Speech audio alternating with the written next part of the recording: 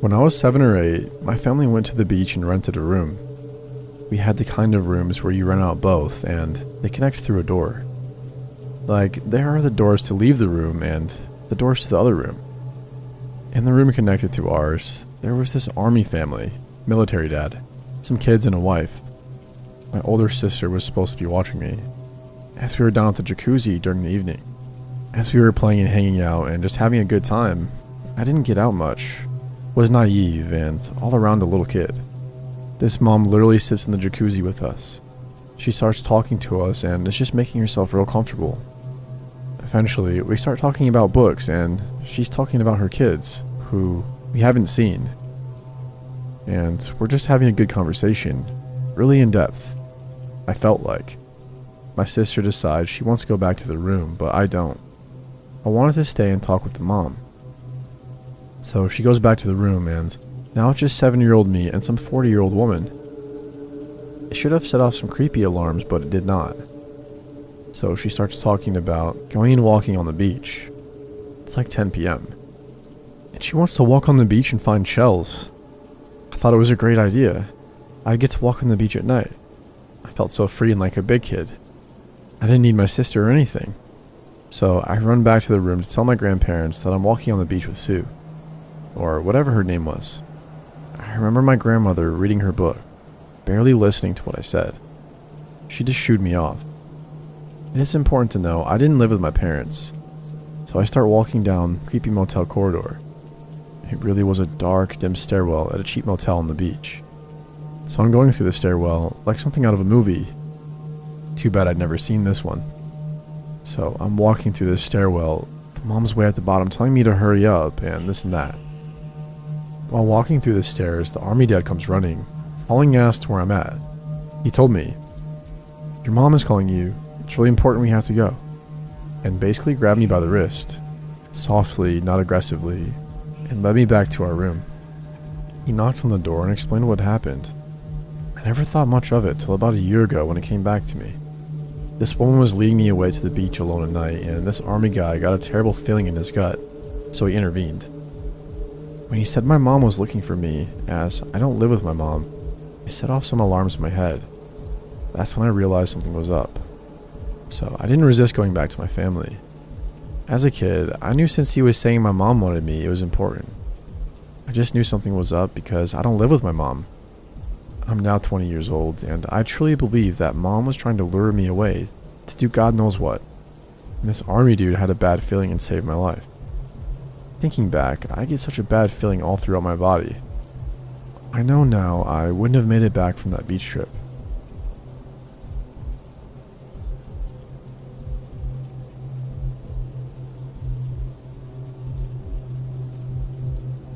In March 1996, I was 16 and joined the British Army. When you join the armed forces in the UK, you started. It's different now, with 10 weeks in basic training.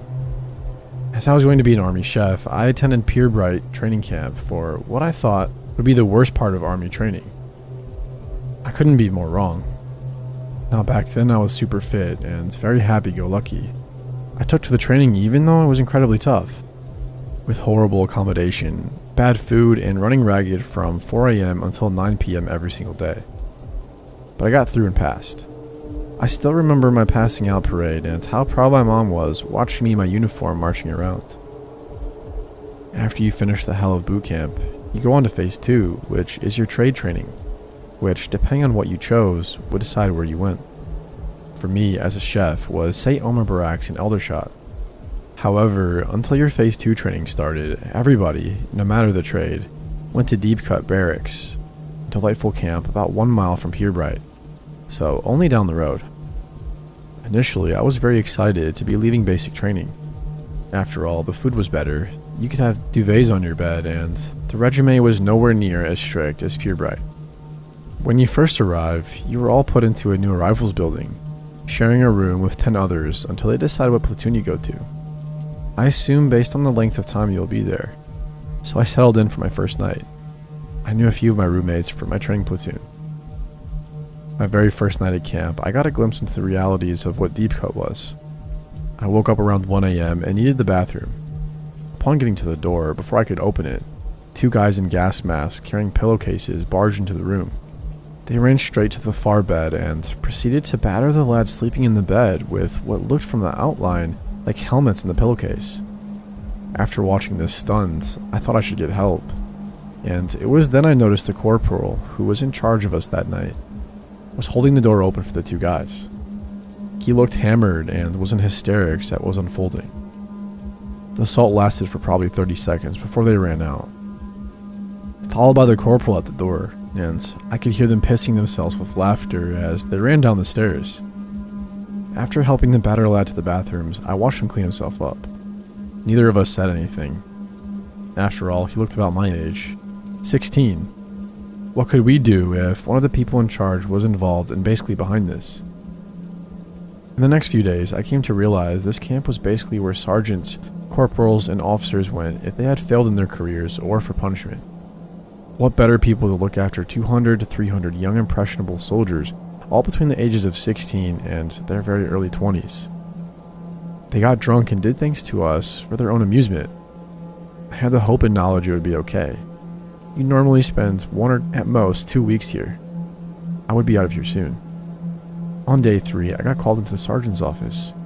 He explained that due to the fact they are so short of army chefs, nobody wanted to be a heroic army chef, so they were critically short. I had to wait at a deep cut for enough chefs to pass basic training before going on to my next phase. After asking how long, 3 months was the reply. 3 months of this hellhole. I thought it couldn't get any worse. I was very, very wrong. At this stage, I got introduced to my platoon while I was at deep cut. My brand new platoon sergeant, I will refer to him as Sergeant G, initially sounded very friendly and spoke with a soft Sunderland accent. He started by laying down ground rules, cleaning, etc. It was at this point he warned us about his evil twin. We all laughed, but he wasn't joking. He said if we came across his twin, it wouldn't end well, and left us at that. After speaking to a few of the lads that had been there a week or so, they reiterated the warning along with, "Do not get on Sergeant G's radar. Just keep your head down." It was at this point I began hearing rumors of the things that happened and the involvement of Sergeant G. Apparently, he had made this soldier the target of his evil twin and made his life an utter misery, tormenting him whenever he could. It was a few days after that I personally witnessed the evil twin in action. I and a few lads were in our room when a pigeon flew in through the open window. After several hilarious attempts to shoot the bird out, we failed and the pigeon carried on flying around and landing on lockers. That was when Sergeant G entered the room and asked what was going on.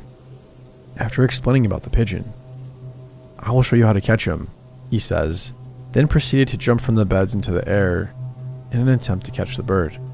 At first this was hilarious, we were all laughing, even Sergeant G, until it went on for at least 30 minutes, maybe more. He just didn't stop. He was relentless. The poor pigeon, probably scared to death at this point, got himself caught by Sergeant. Now what happened next, you may think is bullshit, but I can 100% swear to this and will always remember this moment. Sergeant G put the pigeon's head in his mouth and bit it clean off. He then spat the head out onto the beds and threw the body out of the window. Stunned by this, we just stood there while the demented sergeant kept saying, "Evil Ed's had his dinner," and laughing.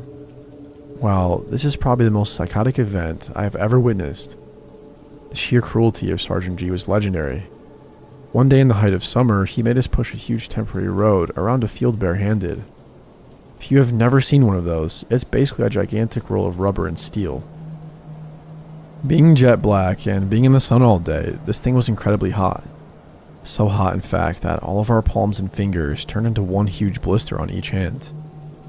After inspecting the damage to our ravaged hands, he shouted at us for not having men's hands, even to the women. Not satisfied with this, he ordered us to grab a huge rope from the back of a Land Rover and ordered us to have a tug of war with this rough strip of rope until the blisters all tore off our hands. The pain of the raw flesh of our hands was incredible, especially when he then ordered us to do press-ups on the hot concrete afterwards. There was also the time the booster injection they give everyone became infected in a few of us.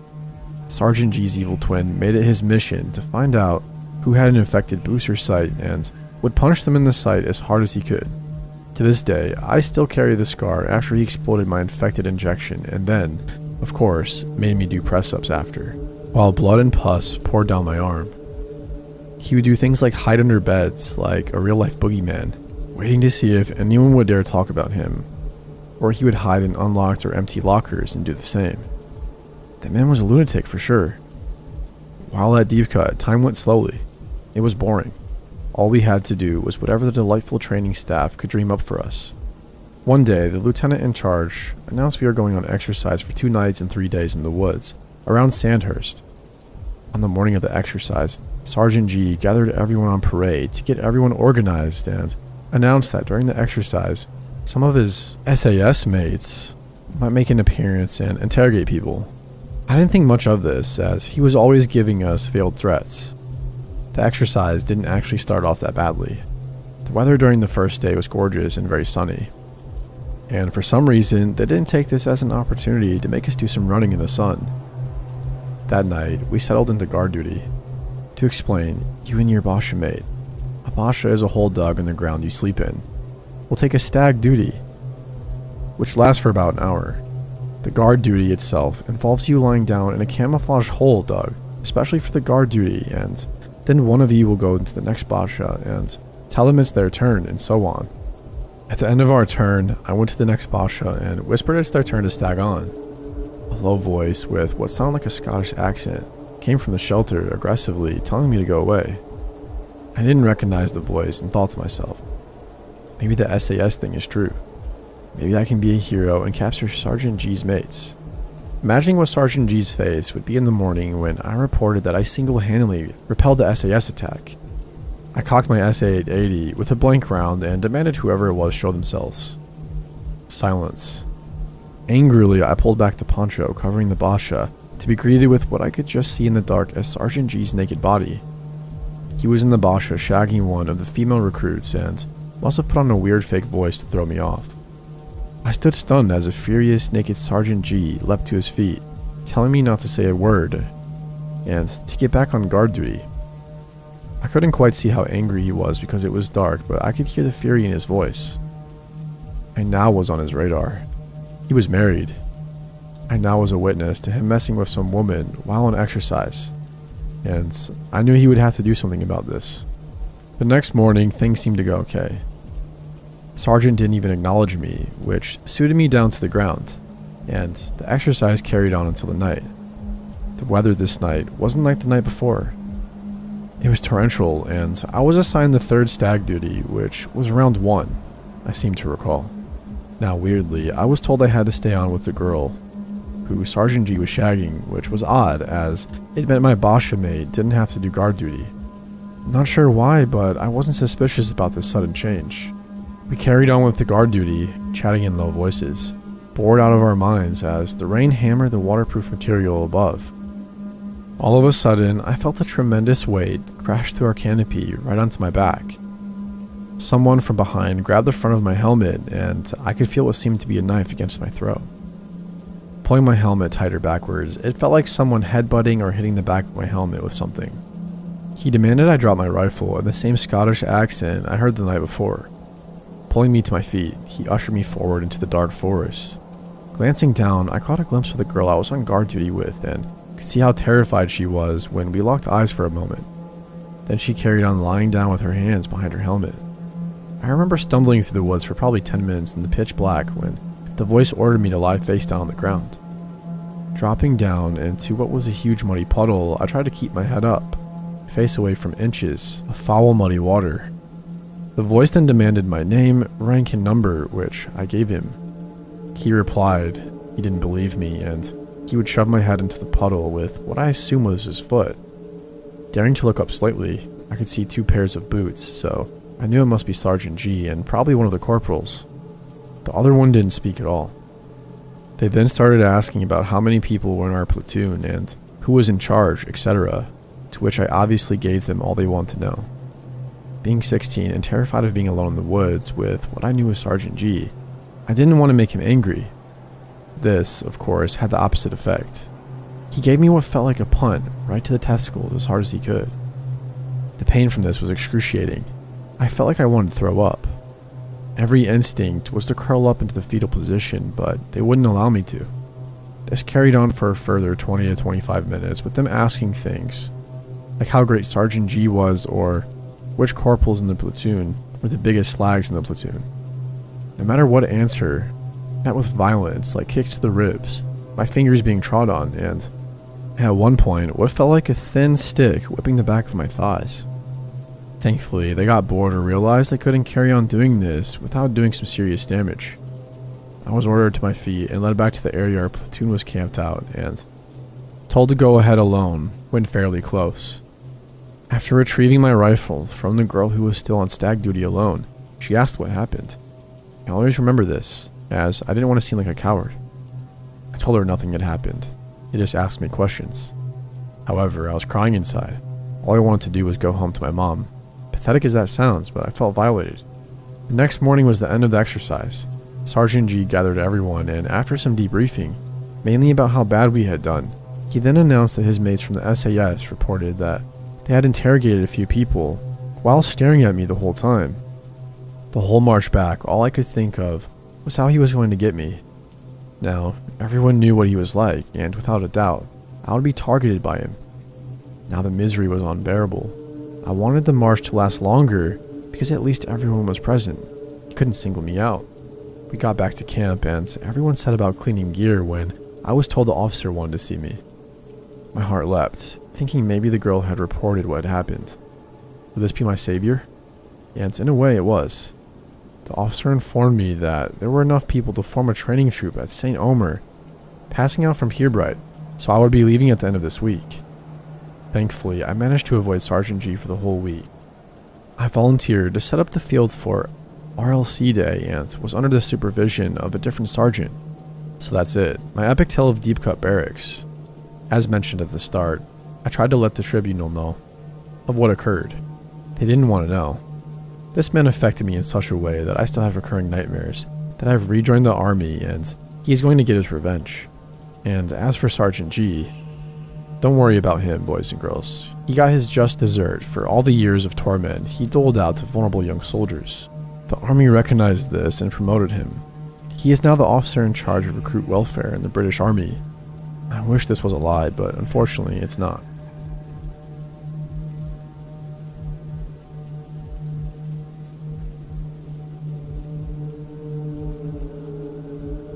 This happened 24 years ago in July of 1996.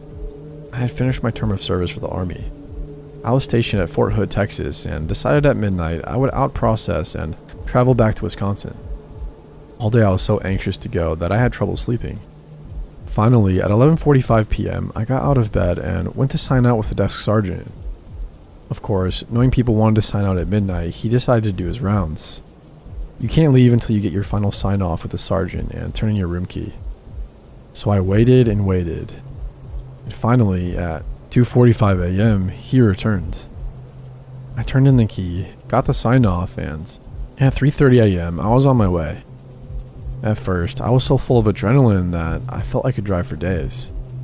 Unfortunately, that adrenaline didn't last long, and by the time I was getting through Dallas, I was nodding off. I decided just past Denton that I would pull over at the next rest stop and take a quick nap until the sun came up. I could barely keep my eyes open when I came to a stop. I pulled over and got out of my car to get some air, throw something away, and get a look at my surroundings.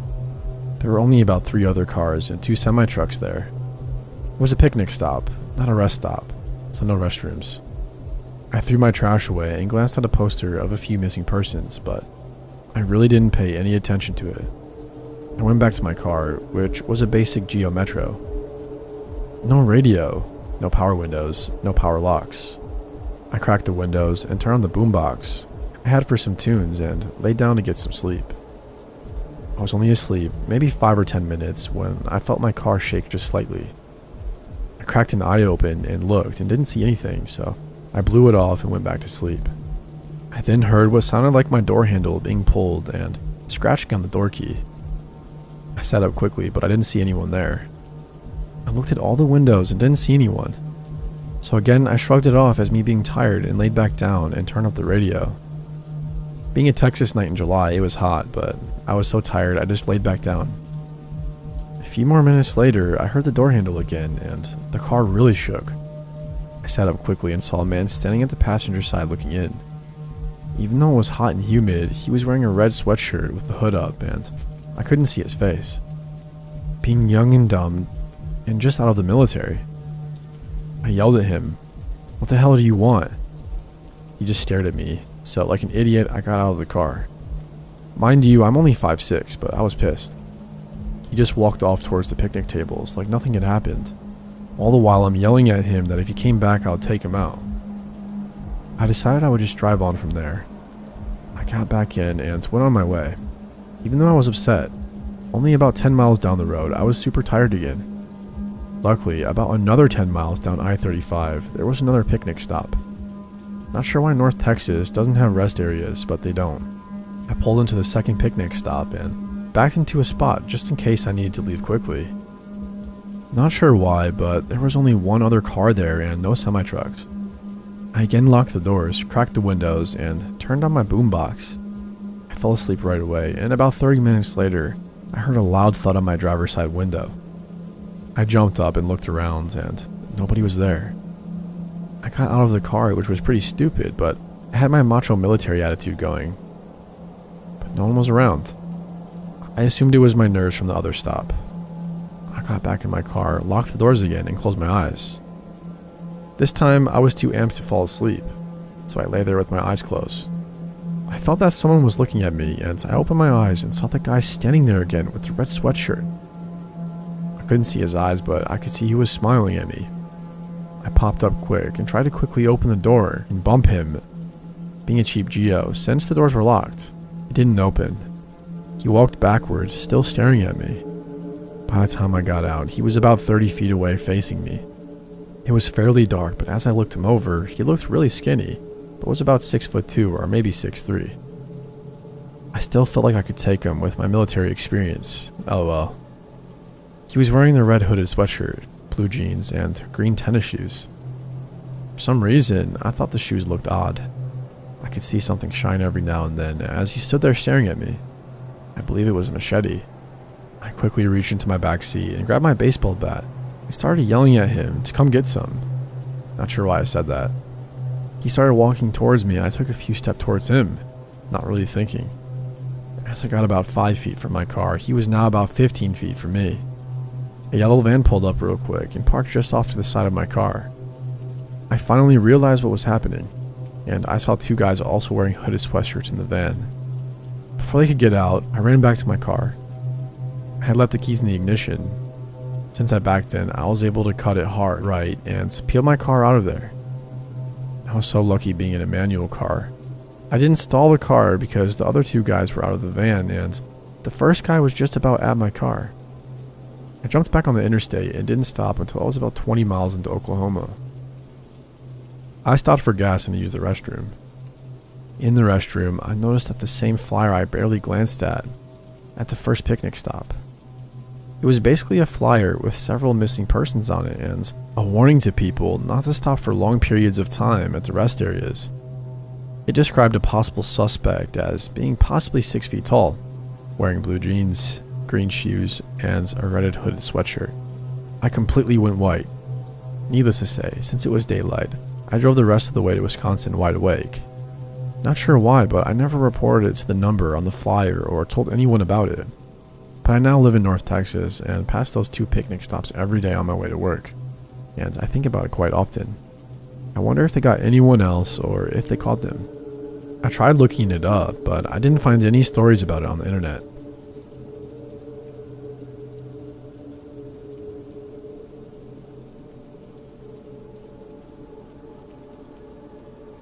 These events occurred during a year I moved from Belfast in Ireland to a city in the mainland UK for university.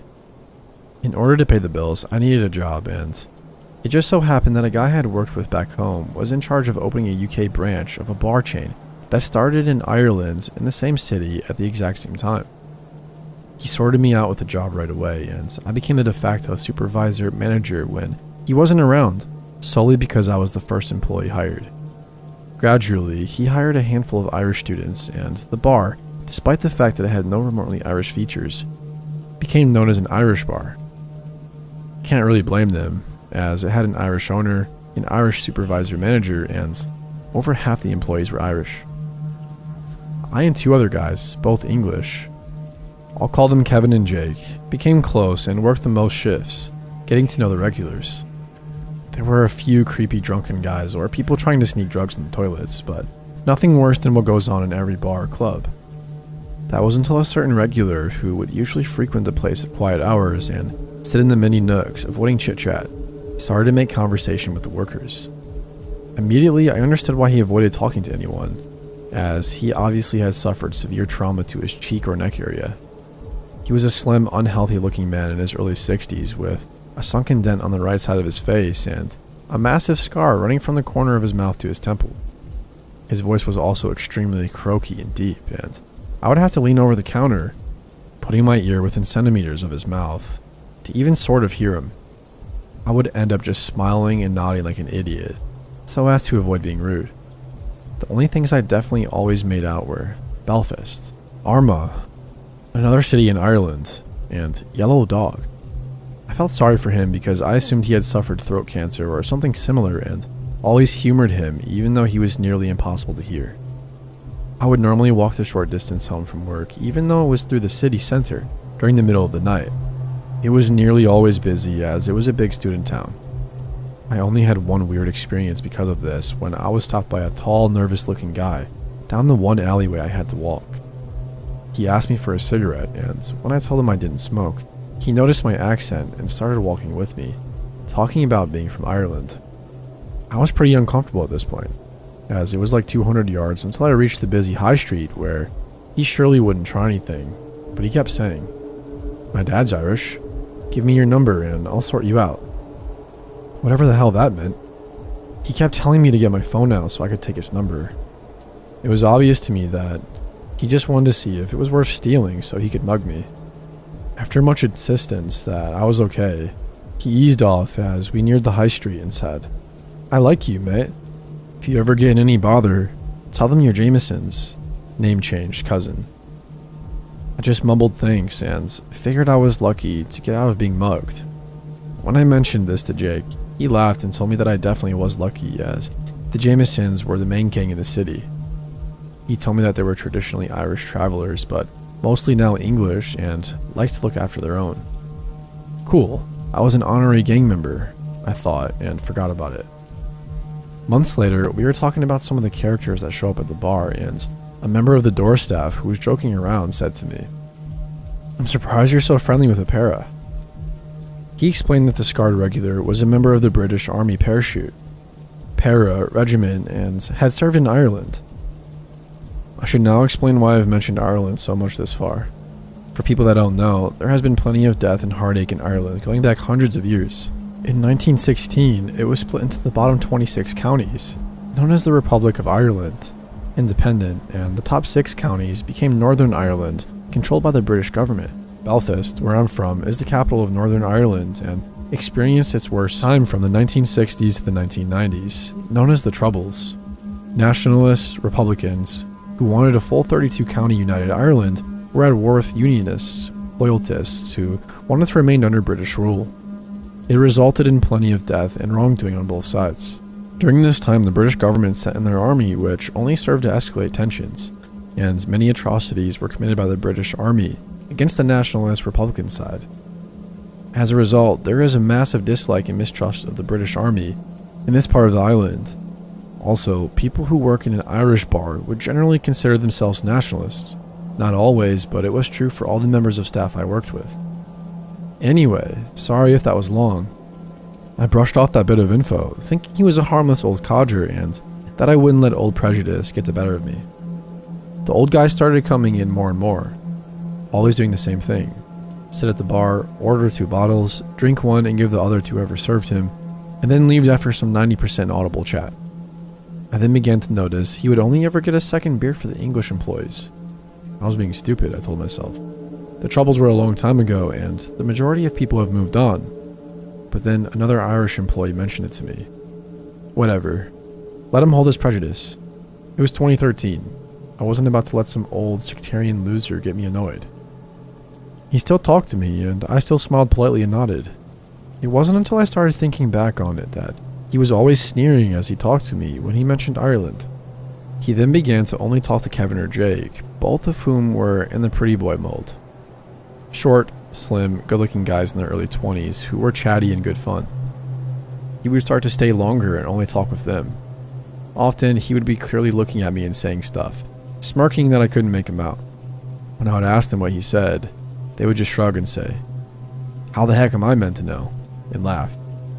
What really set off alarm bells in my head was when he began to come in for a drink with guys of similar description and ply them with drinks all night. Always young men shorter than him with a slim build. Guy in his 60s buying drink all night for unassuming young men. I mean, it could be all above board, but it seemed very off to me. My suspicions were confirmed when I was told that while I was back at home for midterm, he had been caught by the bouncer supplying the poor young guy he was in with that night with ecstasy, hopefully in exchange for just cash, although something told me otherwise. I figured that was the end of that. He'd be in prison, and I'd forget he even existed until one night I walked home from work at about 3 a.m. and swiped my key card to get in the grounds of my halls. The gate was electric and took like 5 minutes to slowly close, making it easy for someone without a key card to sneak in. As I walked the short distance to the actual front door of my halls, I heard quick footsteps and swung around to see the scarred-up, drug-dealing ex-army guy staring right back at me. I was shocked. What the heck am I supposed to do? I was pretty sure I could take him if it came to that, although maybe he would pull some crazy army shit. He just kept staring at me and babbling incoherently. I had no idea what I was supposed to do, and we just stared at each other from a few yards away for what seemed like 20 minutes. Then he began to creep slowly towards me. I wanted to quickly get through the door to my halls, but it was another slow-moving gate that he could follow me through. I was mentally preparing myself to have to get physical with this guy when I desperately remembered my run-in with a gang member. "Listen, mate, I'm a cousin of the Jamesons. Do you want me to get them on the phone?" I blurted out. I was pretty anxious in case he said, "Yes, go ahead and let them come around." But after a few seconds, his face broke out in a familiar, disgusting smirk. The kind that said, "I'm almost certain that you're bullshitting me, but I'm not about to risk it." He turned and vaulted the now closed gate with unnerving ease. I didn't see him again for the rest of the year, but found out when I returned in September from the bouncer who caught him with drugs and had been involved with the prosecution that he was now in prison. He was indeed an ex-British Army soldier who had served in South Armagh, a particularly bad area during the Troubles for a soldier to be based, with the Yellow Dog Parachute Regiment. He was notorious for preying on young students and supplying them with drugs in return for sex. He also had an intense hatred for Irish people. I'm assuming he had some pretty rough times while serving there and liked to do the rounds of all the Irish bars, taunting their staff. As a result of this, he became an enemy of the Jamesons for years. The creepiest thing from all of this is that, on thinking back, I'm pretty sure that he was saying some pretty racist or xenophobic things to me every chance he got, but I just nodded like an idiot because I didn't want to be rude. I shudder to think what he was actually saying to Kevin or Jake.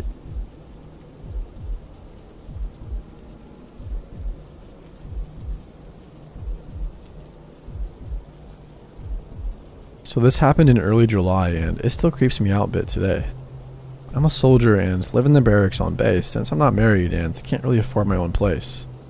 For security reasons, I will not name the base or its location. It is typically pretty quiet around here, aside from the common parties that happen on the weekends. So this event was pretty surprising to me.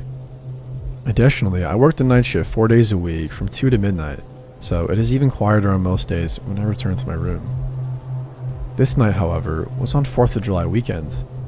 The military gets a 4-day weekend on federal holidays, so the common area was a bit louder on Thursday night, my last workday for the week when I got back. To give you a better idea about the layout, the barracks are separated into 4 3-story buildings that share a large concrete common area. Since we obviously can't smoke in our rooms, the common areas have 2 smoking areas. We call them smoke pits on either side. The pits each consist of a picnic table, a grill, and a large trash bin covered by an awning to block out the rain. The pits are the site of the most parties that occur on the weekends, mainly the one furthest from my building. I had gotten out of work early, so it was about 10 when I got to the barracks and made my way to my room. As per usual on nights that I don't have work days following them, There was a party at the pit furthest from my building, where most of the people outside were at. However, there was one person at my building's pit. Originally, I assumed he was just out there to smoke and wasn't up for the partying. What was strange, however, was that he had no lit cigarette, no vape, and wasn't on his phone. He just sat there, dressed in blue jeans and a red hoodie with his hood up. It was the middle of July in the south, so this was a bit strange, but the rooms are pretty much perpetually cold during the summer. We don't control the AC, and the barracks NCOs just blast the shit on high at like 65 degrees for the entire summer, for whatever reason. So I figured he might have just stepped out to warm up. He sat on the table with his arms in his front pockets and his head hanging. Wanting to smoke, I stood at the opposite side of the table and lit a cigarette. The guy didn't speak or even move, for the entire time I was there. He just sat there, blankly staring into his lap. I didn't think much of it and just made my way to my room, changed, and just patrolled YouTube for a while. It's important to note a few things here. Each room houses 2 soldiers and the doors automatically lock when closed. The only people with the key are the unit headquarters and the room's residents themselves. In the event that a resident loses their key, they have to call to get someone to unlock it every time they need to get into the room, until the key is replaced. Additionally, my room is located on the 2nd floor of the building and is a bit tucked away around the back, so unlike the rest of the building, there is next to no traffic outside of my room. Lastly, my side of the room has the only window and is where the door is, so I can hear when someone rarely passes my room. Finally, my roommate worked an odd shift from 8 PM to 4 AM, and I wasn't too sure what days he worked. Also, the room is very dark and I cannot see if my roommate is asleep in the room when I first enter, so I close the door quietly by keeping the knob turned as it closes. This is important. He wasn't home at this time. At around 2 AM, I hunkered down to get some sleep. Before I dozed off, however, I could hear shuffling outside. I peeked out the window and could see some obviously inebriated girl tripping over herself to get to her room. I knew the girl lived in the room next to mine, so I didn't see a need to help her since she was literally right there, but I listened for a while until I heard her enter her room. About 10 minutes later, I heard someone walking towards my door and stop. I figured it was my roommate getting home, but I couldn't hear the obvious sound of someone unlocking the door. For a long moment, it was silent. Then I heard the sound of my door slowly opening. Instantly, I sat up and looked at the front of my bed, where the door was. There was no sound of the doorknob turning and no click of the lock. The door was just slowly being pushed open as if someone was trying to enter very quietly, which wasn't like my roommate. After the door was fully open, someone not in uniform walked in. At first I didn't recognize who it was until I noticed the red hoodie. I gasped and screamed, "Get the hell out of here!" The man jumped and darted out of the room. I jumped out of bed and ran to the door, but by the time I made it, the guy had jumped over the rail and onto the bushes below and was running across the common area.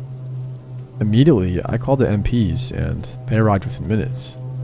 A few of them did a search of the area while the rest made trips around the rooms to check on everyone. The girl's room next to mine was also not closed. They eventually found the guy in a storage room of another one of the barracks buildings. A few weeks passed until I found out the whole story. Apparently the guy wasn't even a soldier, but was an ex of the girl who lived next to me. Prior to that night, the ex didn't know what room she lived in and had attempted to follow her to her room after she had finished partying. He knew she didn't have a roommate at the time, so he figured he'd be able to prey on her without anyone noticing. I don't know how the guy got on the base, since there are always ID checks at the gate and the guy didn't even have identification on him. Fortunately for the girl, in my attempt to be quiet, I had accidentally not closed my door completely, and the guy mistook my room for hers. What's worse is that the girl had not closed her door all the way either, so had the guy not mixed up the rooms, he'd have broken into hers while she was extremely drunk and likely unconscious. While I'm fortunate that the girl is safe, I fear for what might have happened had I been asleep when that creep was in my room. Typically, the barracks are supposed to be safe places for troops to sleep, and things of this nature don't really happen. But this goes to show you that you need to be careful no matter where you are.